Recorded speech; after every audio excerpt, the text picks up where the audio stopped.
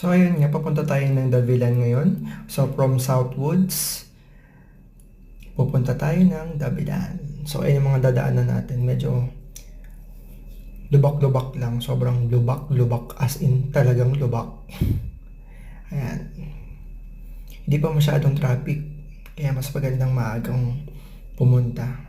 Sabihin ito pa si Kuya. Ayan. Daming humps. Yan. So, dito lang kayo, magbabayad lang kayo ng 10 pesos. Dire-diretso lang. Muntik kong maano.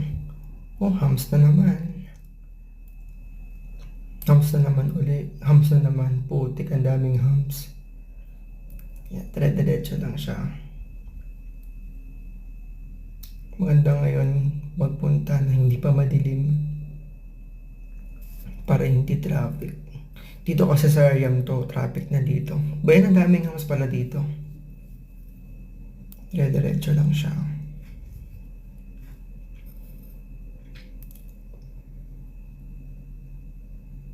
So, malapit tayo dun sa may intersection.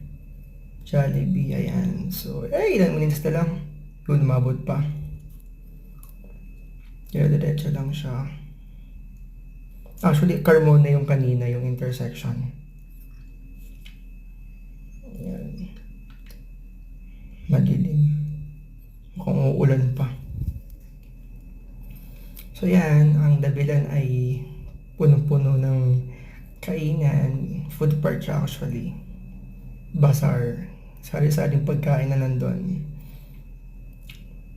Lapit na tayo. Yan, pwedeng pumasok sa loob. So yan. Yun. Park lang tayo saglit. Yan, okay.